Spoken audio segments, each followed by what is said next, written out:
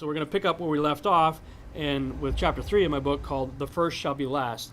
And really, that sort of got started as a result of looking at Amos 3:7, where God says that he's not going to do anything without telling his prophets first what he's going to do. So when we think about the last days, we see descriptions of the last days like this. It's going to be a time that has never been like it and never will be again. It's going to be one of the most significant times in all of human history. Never been anything like it. So I started to think about that. I'm going, okay, he tells us first that he's not going to do anything except he tells us first what he's going to do. And we keep seeing these references to the last days being so significant that there's never been a time like it. So with that being the case, do you really think he's going to leave us hanging concerning the details of the last days? Or is he going to tell us everything we need to know? Well, I come from the position that I believe he's going to tell us everything we need to know, and that he did tell us everything we need to know, including the identity of the Antichrist by name in the scriptures. And so we'll start with that. I believe that the scriptures beginning in Micah chapter 5, Matthew 24, Revelation 9, Revelation 13, and Revelation 17 tell you exactly, in a tremendous amount of detail, who the Antichrist is. But rather than going in the order I just listed, I'm going to work my way backward because it's easier to describe it this way. So let's start with Revelation 17, identifying the beast of Revelation. The beast that thou sawest, we all understand the beast is the Antichrist, right? Before we get started, everybody agree? The beast is the Antichrist? The Antichrist is the beast? Okay. The beast that thou sawest was and is not and shall ascend out of the bottomless pit. Where does the beast come from? Open book test, right?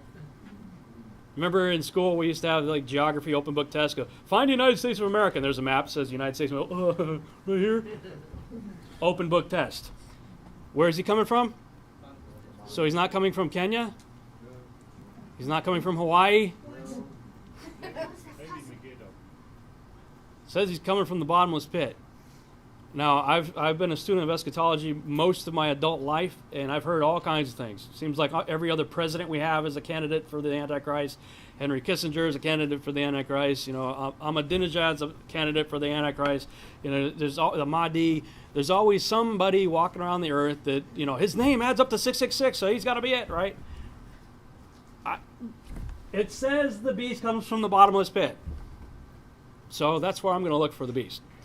And he'll go into perdition. And they that dwell on the earth shall wonder, whose names were not written in the book of life from the foundation of the world. Stop. What happens to your name if you do not accept Yeshua as your Savior? What happens to it? It's blotted out of the book of life. That says to me it had to be there to begin with. How can you blot something out unless it was already there?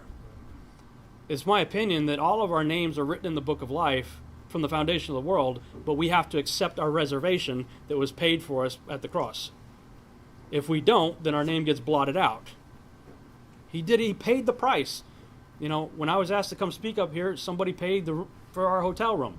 All I had to do was walk up to the desk and tell them my name, and they said, yep, here's your key. Somebody paid for my reservation before I got here. All I had to do is confirm it. I believe it's the same way. When we accept Yeshua's sacrifice, the payment that he made for our admittance, if you will, into the kingdom, then great. But if you say, no, sorry, you know, thanks for paying for my hotel, but I don't want it.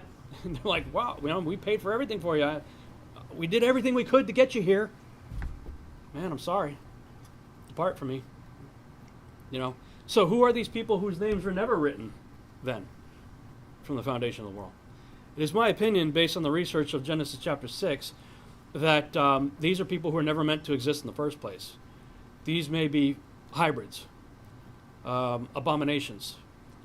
If you look at the hybrids that were created in Genesis chapter 6, you saw that they were destined to utter destruction. Throughout the Torah, we read this. The Amorites, the Hittites, the Jebusites, etc., etc., etc. Every time we encounter them, you see the words utterly destroy. And this is one of the things that trips up many people who don't understand what's going on in Genesis 6, and why many people become agnostics and atheists, because they can't accept this God of the Old Testament. Remember I said yesterday, many agnostics and atheists actually know the Bible better than we do? Yeah, because they read those things, they didn't understand what was going on, and they threw the book aside and said, this is crazy, this God is a genocidal maniac. Why would I want anything to do with him? Until you understand that he was wiping out abominations, and it was an act of love to preserve his good creation from the evils of the bad creations. And Yeshua said in Matthew 24:37, as it was in the days of Noah, so shall it be at the coming of the Son of Man. Which means, if I take that literally, the last days are going to mirror the days of Noah. And if you keep reading, like in Luke, I believe it's 21, where he's talking, he says, except those days be shortened, no flesh would be saved. Something's going to happen, and it's going to be really bad, to the point where God's going to have to wipe the whole world out again, this time with fire, because of a repeat of what happened in Genesis chapter 6. What has been will be again, Solomon said in Ecclesiastes 1:9, right? So it is my opinion that these are probably hybrids. When they behold the beast that was and is not and yet is. There's an interesting phrase right there. How is Yeshua referred to in the beginning of Revelation? The one who what? Was and... So the one who was and is to come. So this one's called the one who was and is not and yet is. Huh. Interesting. And here is the mind which hath wisdom. The 7 heads of the beast, remember the beast has 7 heads, right? Are 7 mountains on which the woman sitteth. A lot of people will stop there and say, see, it's the Vatican.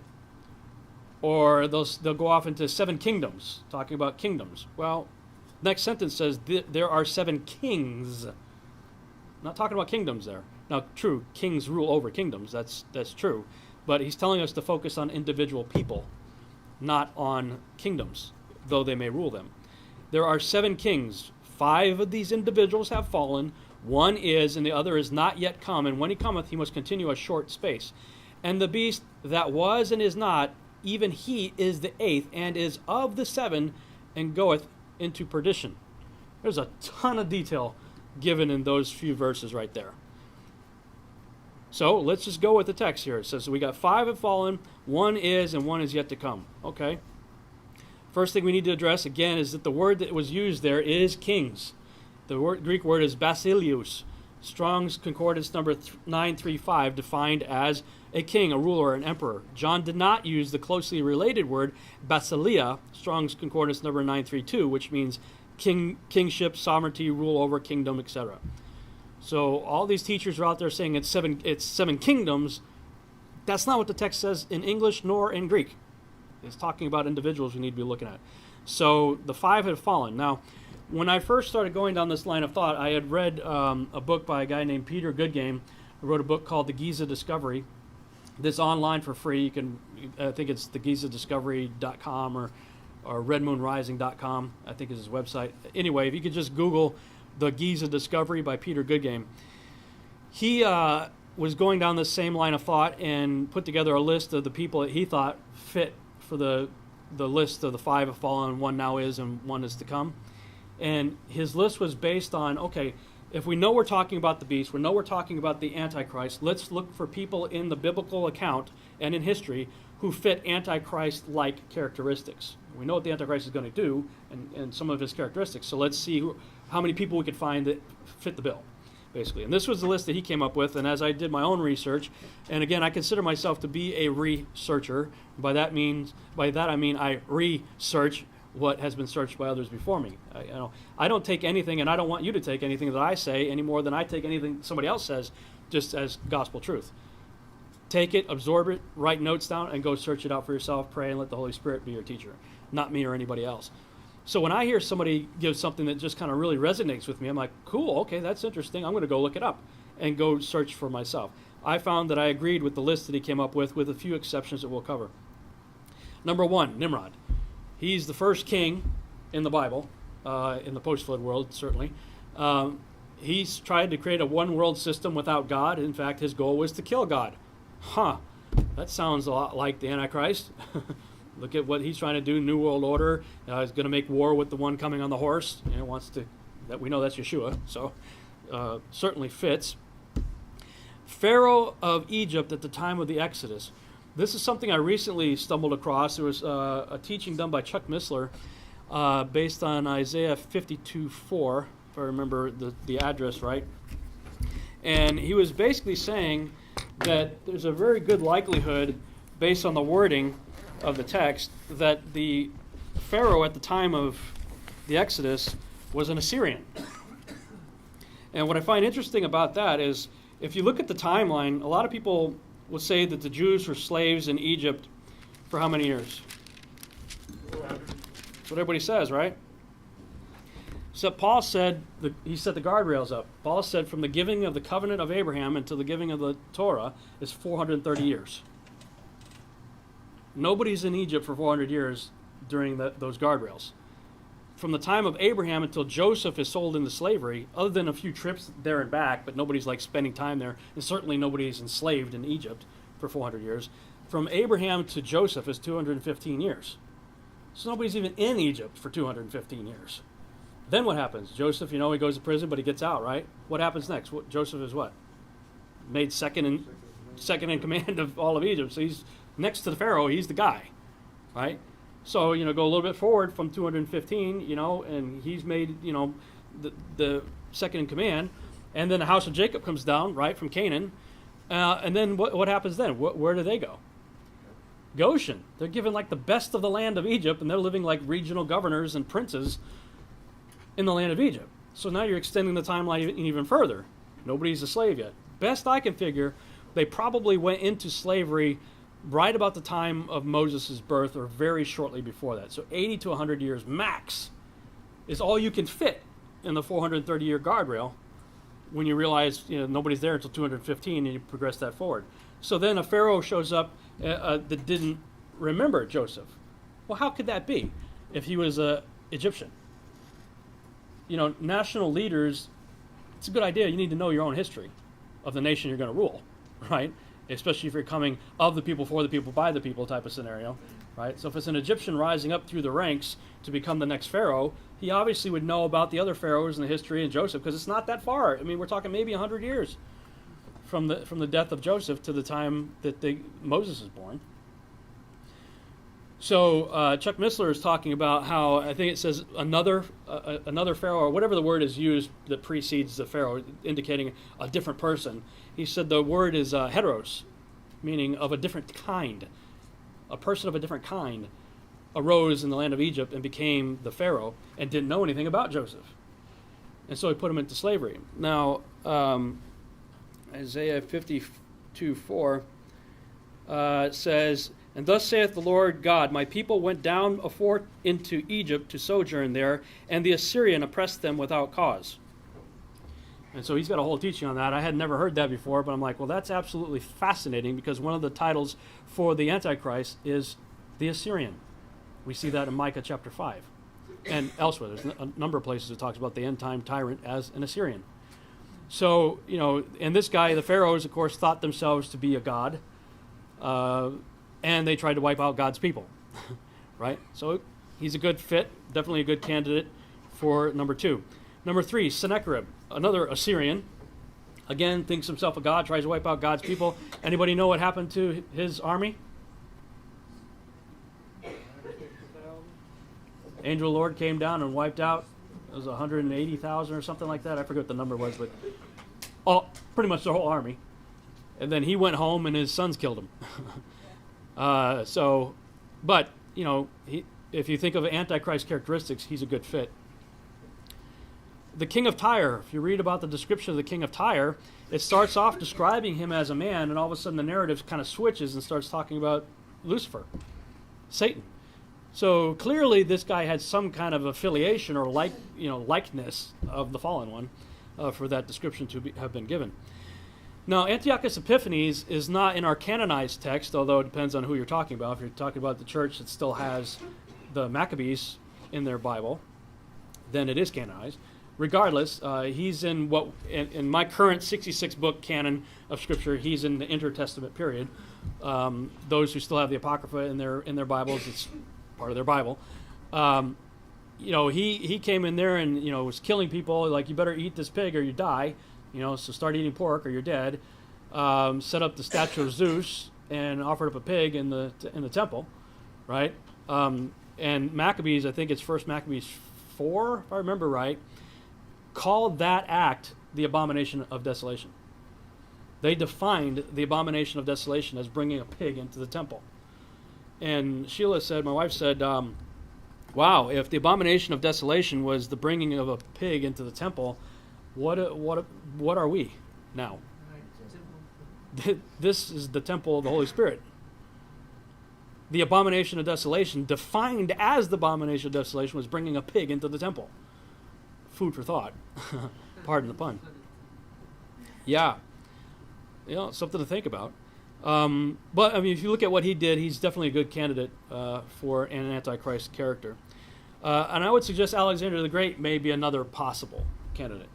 So I would take number 5 as interchangeable with either of those two guys as possibilities.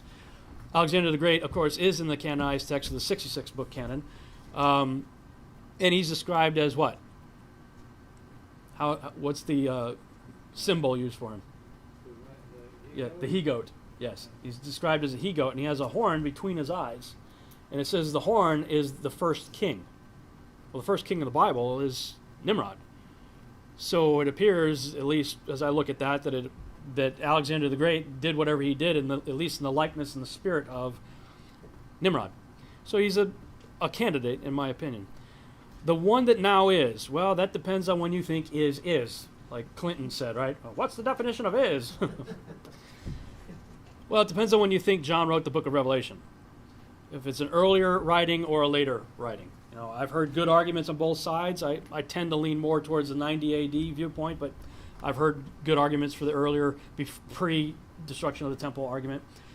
Either way, you got two Caesars to choose from, Nero or Domitian. Neither one of these were good guys. I suspect Nero was probably worse than Domitian, but he had a burning candlelit dinners to the burning Christians and things like that. But the Caesars thought themselves to be gods, and they certainly persecuted God's people. So either one, again, would be a good candidate, in my opinion, for the one that is at the time when John wrote those words. Now, the one that will come and his reign will be short, I think a reasonable case could be made for Adolf Hitler. Somebody in John's future reign for a short period of time, and he's done. I think people who lived during World War II, during the reign of Hitler, probably, I would think the most eschatology teachers at that time were probably looking at this guy saying, we're here. I know that if I was living in those days and knowing what was going on, I would have been having my eye on him for sure. So if this is a reasonable list, then let's continue with the descriptions given in the scriptures. We see that this individual has a deadly head wound, right? And I saw one of the heads, as it were, wounded to death, and his deadly wound was healed, and all the world wondered after the beast. And, a lot of people are saying it's Obama right now. And I will admit there is a lot of weirdness surrounding this guy. And I'll talk about him a little bit more as we get further in this presentation. I personally do not obviously believe that he is the Antichrist. I think he may be an Antichrist. There are many Antichrists. But there is the Antichrist beast that we're trying to nail down here. In my personal opinion, is he's probably playing the role of a John the Baptist type character, like others before him, preparing the way for what's to come. But, I joke about it, but I'm kind of serious. I don't really think the Antichrist is going to need a teleprompter to address sixth graders. And they worshipped the dragon, which gave power unto the beast, and they worshipped the beast, saying, "Who is like unto the beast? Who is able to make war with him?" I just can't see that applying to a dude that needs a teleprompter to read in front of sixth graders to give a speech. He doesn't impress me, put it that way. But if we look at the list, looking for somebody who has a deadly head wound, well, Nimrod, in numerous accounts of this character, he became known by many names. We talked about last night how at the Tower of Babel, everybody was under his leadership, all gathered together, and then the confounding of the languages. They went out to 70 different languages, 70 different people groups, went their different ways, talking about the same guy, now with different languages. So he took on different names. All right, but in the various stories of some of these names that he became known by, you'll see that he was chopped up. Osiris was chopped up into 14 pieces, only 13 of which were found. In numerous cases, you see the mutilation of this individual.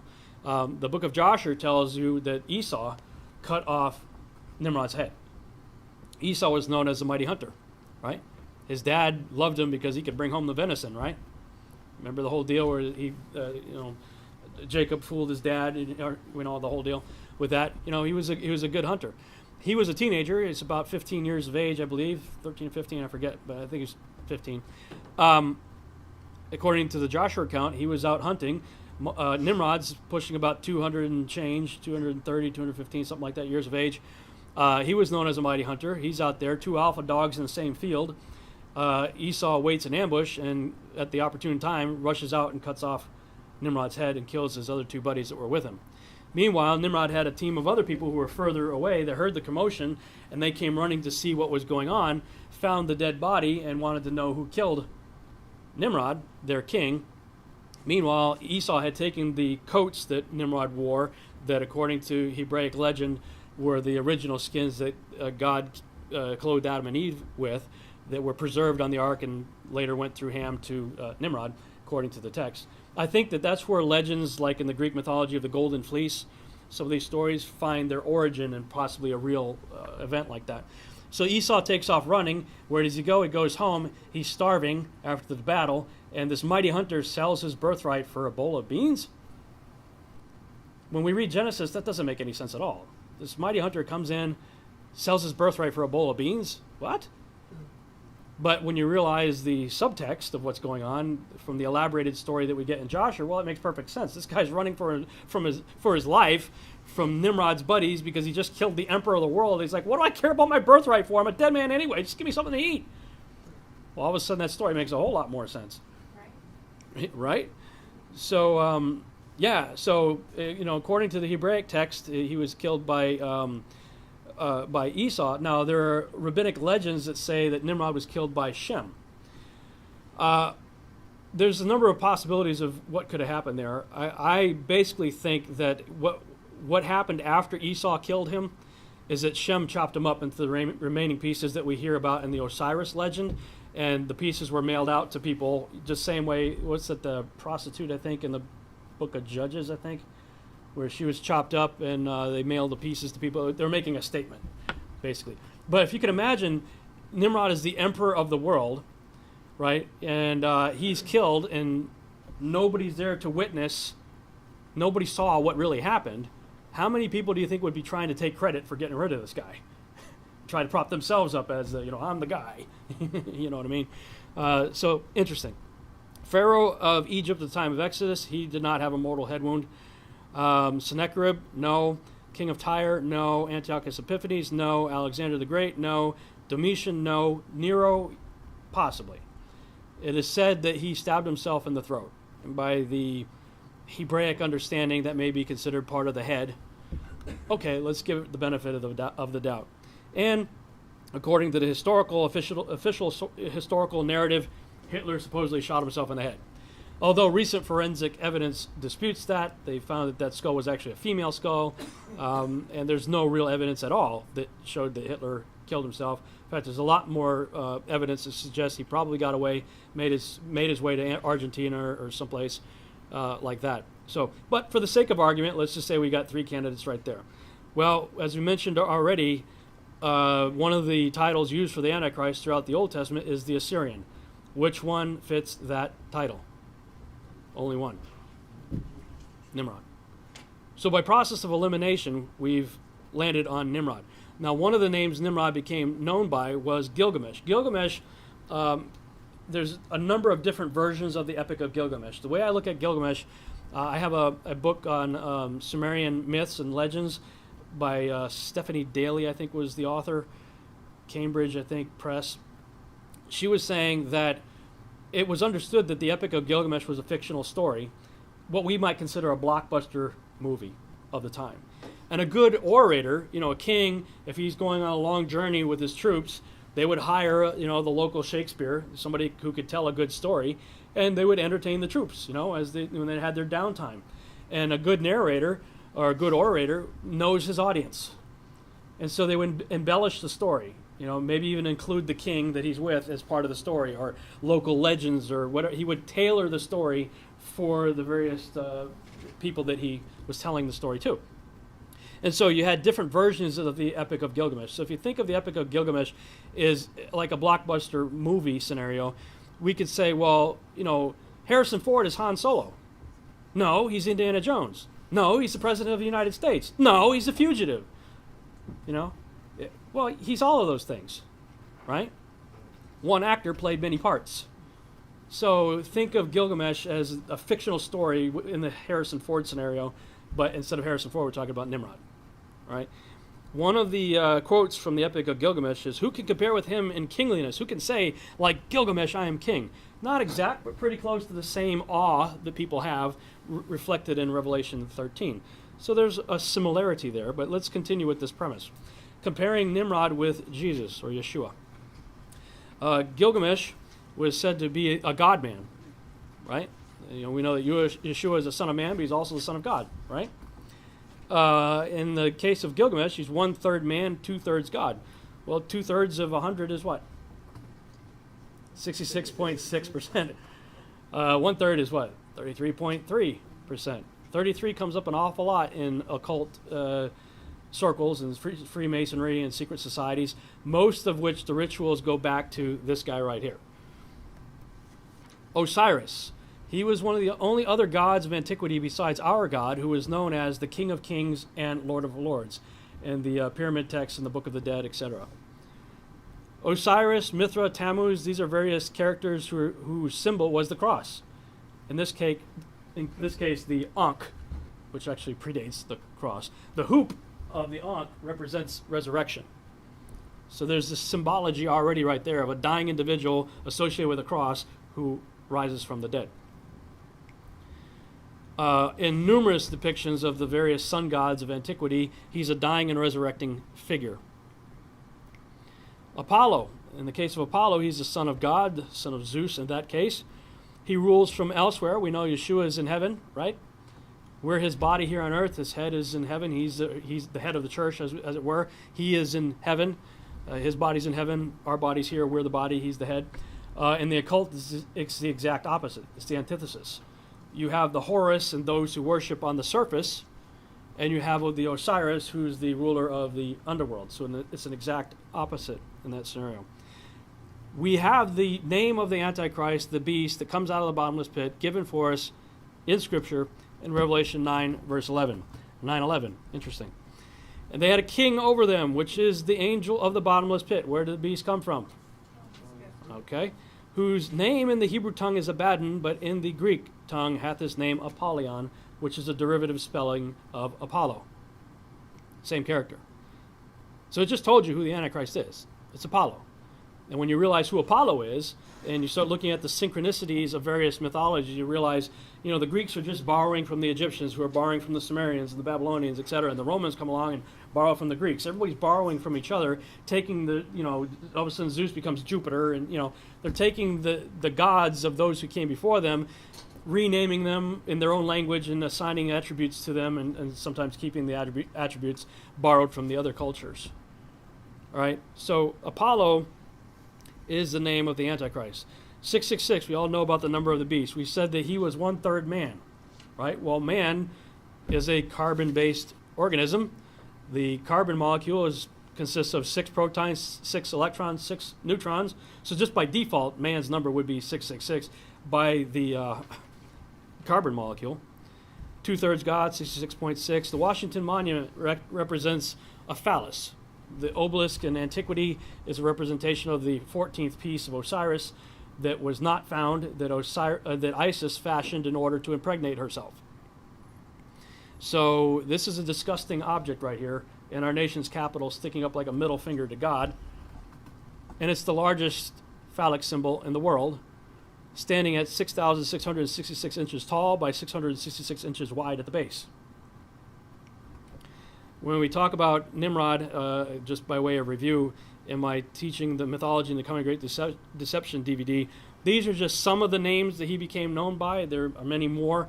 For the purpose of this talk, I'm going to focus on the ones in red: Gilgamesh, Orion, Apollo, and Osiris.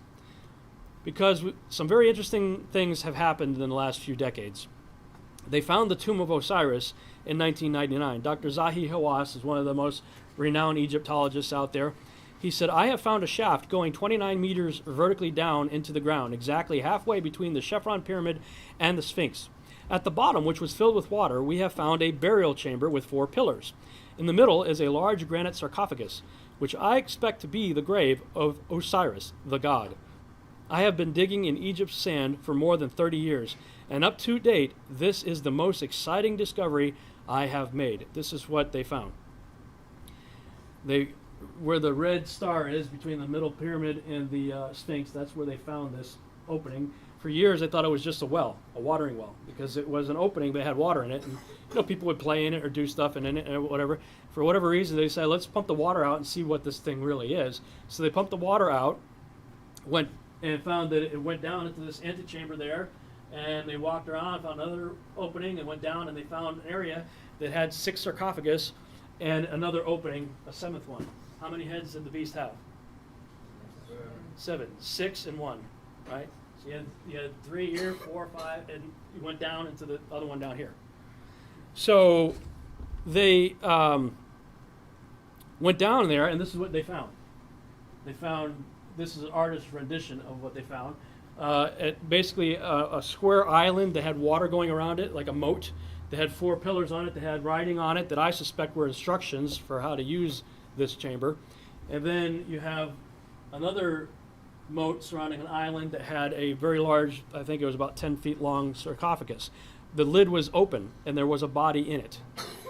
So like the lid was ajar, it was off to the side, and they found a body in it. And everybody, after they examined it, determined this is not Osiris.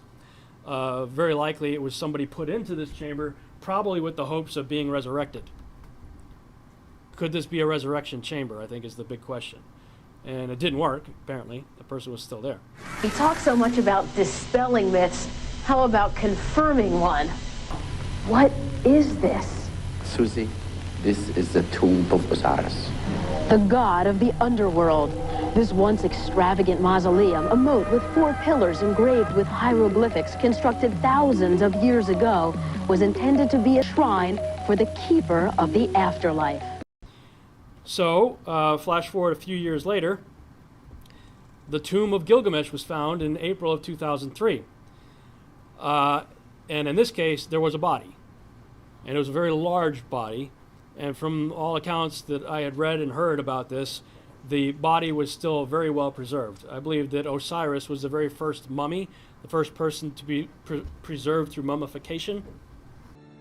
Imagine the startling proposition that the Nephilim, the giants, the mighty men of old, the gods and children of the Watchers, could somehow rise up, could somehow be reconstituted inside of a body. And, of course, I've discussed with you before my theory that one of the greatest legends in history could be a record of that having actually happened. And I'm referring to Nimrod, who some scholars also identify as Gilgamesh of Sumerian fame, Apollo of Greek fame, Osiris of Egyptian fame. And this Gilgamesh was a giant who a lot of people didn't even believe was anything more than myth until his grave marker was found a few years back. And then, according to some people, the military swooped in and took possession and control of that dig. Hey, Tom, I want to interject something. I talked to a special operations general who was there when Gilgamesh's remains, and his words were he was in a state of remarkable preservation, okay? He said they have Gilgamesh's remains. So if they have Gilgamesh and he is Nimrod, they got it. And the whole point was to extract the DNA. And this body was pulled out of the desert sands of Iraq in April of 2003, coincidentally 1 month before we set up the military occupation phase. And the first thing our troops did was raid the Museum of Baghdad. 170,000 items were reported stolen, most of them returned. Of the 3,000 items that were not returned, they were cuneiform tablets and things related to resurrection and the afterlife. 1 month after finding this body, and apparently one of their primary goals was to extract DNA. When the Iraqi regime fell in April 2003, the Iraqi Museum in Baghdad and museums in other provinces such as Mosul, Basra, and Babel were exposed to theft for 2 consecutive days. The theft was carried out by local and international networks as well as Iraqi and Arab agents. It is estimated that 170,000 artifacts were stolen, 15,000 of which have no registration records. The most important of these artifacts are the Sumerian cuneiforms, which represents the philosophy of life and death. Many date back to Mesopotamian times, more than 4,000 years ago. Artifacts pertaining to the civilizations of the Sumerians, Babylonians, and Chaldeans, and others that go back thousands of years in history. were taken away from the land of the two rivers. In addition, entire book collections from certain historic eras disappeared from the National Library, thus negatively affecting Iraq's wealth of civilization and culture. One must also mention that some artifacts were stolen and sent to Israel via the American forces. American troops stood by as Iraq's heritage was plundered. One memorable moment that week was when Secretary of Defense Donald Rumsfeld dismissed the looting in Baghdad as unimportant. Freedom's untidy, and free people are free to make mistakes and commit crimes and do bad things. Many of the looters knew which objects they were looking for and where to find them. In other words, they were insiders. Investigations revealed that the main metal gate of the storage rooms was opened. It was not opened by force, which means a person who knew where the key was participated in the theft. J.P. Morgan Chase Bank led a 13-bank consortium to establish the Central Bank of Iraq. De La Rue was brought in to print up the new Iraqi dinar. This currency has some of the most anti-counterfeit measures of any other currency on the planet, and yet it is completely worthless. Its current value is approximately $1,163 to $1 US. But from 1982 until about 1993, one dinar was worth $3.22. There are secrets that George W. Bush guards at least as carefully as any entrusted to a president. Secrets he's forbidden to share even with the vice president. Secrets he's held ever since his days at Yale, where in his senior year, like his father and his grandfather, he belonged to Skull and Bones, the elite secret society whose members include some of the most powerful men of the 20th century. President Bush has tapped 5 fellow Bonesmen to join his administration.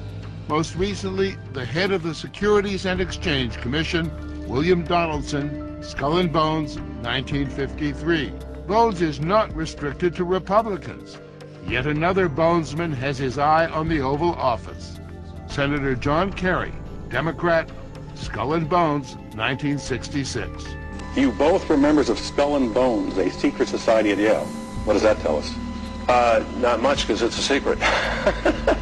Is there a secret handshake? Is there a secret code? I wish there were something secret I could manifest. 322, secret number? There are all kinds of secrets, Tim, but one thing is not a secret. I disagree with this president's direction that he's taking the country. We can do a better job, and I intend to do it. You were both in Skull and Bones, the secret society.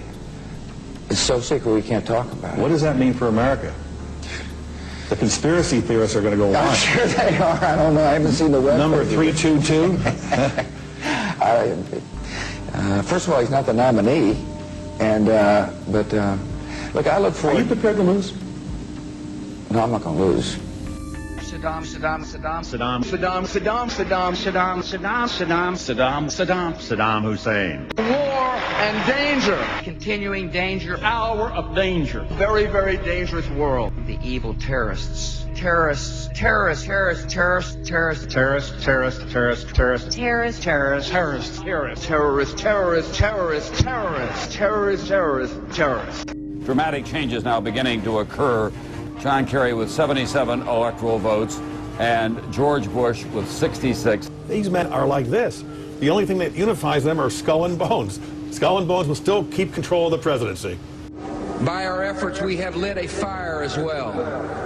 A fire in the minds of men. It warms those who feel its power. It burns those who fight its progress. And one day, this untamed fire of freedom will reach the darkest corners of our world. The Bible says that Iraq, which was known in the Bible days as Babylon, will not only emerge in the last days, it will emerge as the wealthiest, most peaceful, most powerful nation on the face of the planet. So the question is, how do we get from the chaos that there has been over the last few years to the wealthiest country on the planet in the last days? Something must get better. Right. So people ask me, are we making Iraq safe for the Antichrist or safe for democracy? And it's a little bit of both.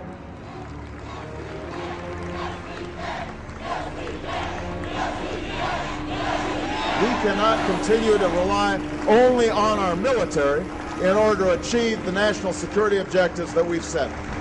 We've got to have a civilian national security force that's just as powerful, just as strong, just as well funded.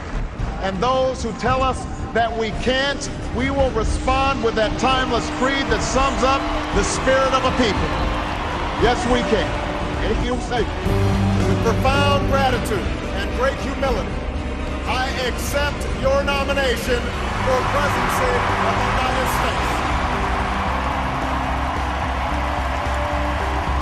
All across America, something is stirring. It's been a whirlwind of activity these first 100 days. Finally, I believe that my next 100 days will be so successful I will be able to complete them in 72 days. And on the 73rd day, I will rest. What did the President and the Pope talk about this morning? The Vatican positions, don't fall into the usual left and right of American politics. The Pope, for example, is for stronger world government, and he just issued an encyclical, a sort of Vatican position paper, calling for much stronger regulation of the financial world. And at the same time, of course, the Pope is opposed to abortion and stem cell research, which Mr. Obama favors. E pluribus unum. That was Latin. It's what's inscribed on a quarter. Out of many, one. Of course, the visual highlight was the president touring the pyramids, outside and in. Purification, mummification. Self-identification. That looks like me. Look at those ears. Separated at birth from a hieroglyphic, but the president's guide saw another resemblance. Mr. President, you look like King Tut. I've been told. Yes, it's true. He should know about King Tut. Dr. Sahi Hawass oversaw scans of Tut's mummy that produced this likeness. The president's trip inspired Egyptians to display decorations calling Obama the new King Tut of the world. But even the new King Tut couldn't budge a pyramid. Still, it's good practice for trying to push peace in the Mideast.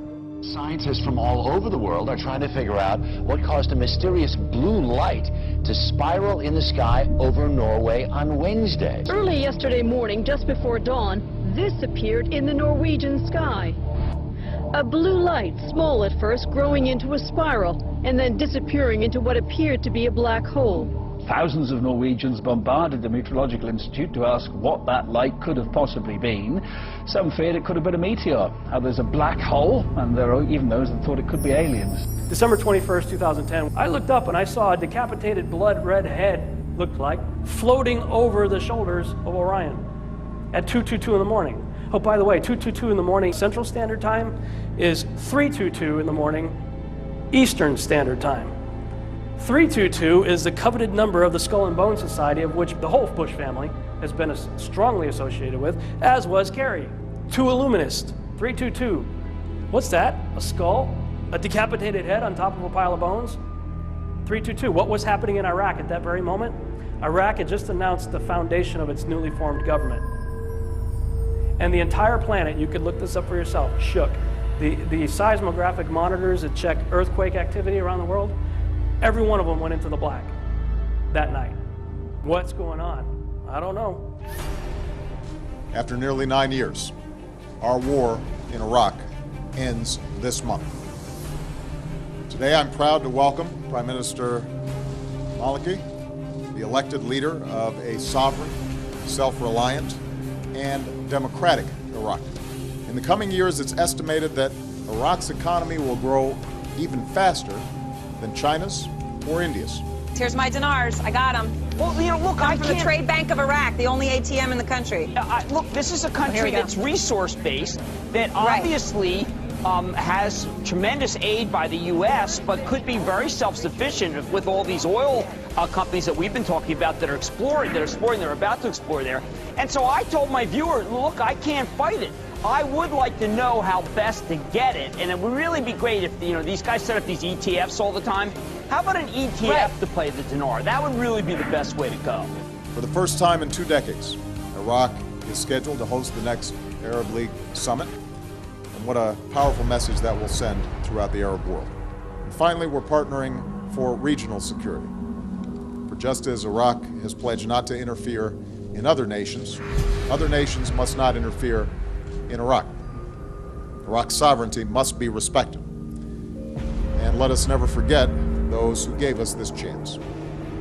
The untold number of Iraqis who've given their lives. More than 1 million Americans, military and civilian, who have served in Iraq. Nearly 4,500 fallen Americans gave their last full measure of devotion. Tens of thousands of wounded warriors, and so many aspiring military families. People ask me, are we making Iraq safe for the Antichrist or safe for democracy? And it's a little bit of both. This is an extraordinary achievement. Nearly 9 years in the making. We're building a new partnership between our nations. America continues to maintain a high presence in the country, with the largest U.S. embassy in the world located in the capital Baghdad, with 15,000 members of staff. Before they leave, U.S. forces will have to transfer dozens of bases to the Iraqis and dispose of or ship out thousands of vehicles. Sometimes it's too cumbersome to bring a lot of this equipment back to the U.S., so a lot of it's left on bases. We're leaving over 500 military bases to the Iraqis, both to the Iraqi security forces and also to the government. This is a happy occasion for all of us. It is considered one of the most important days for the Iraqi army and Iraqis, which is the day of handing over Sania base from the friendly side to the Iraqi army.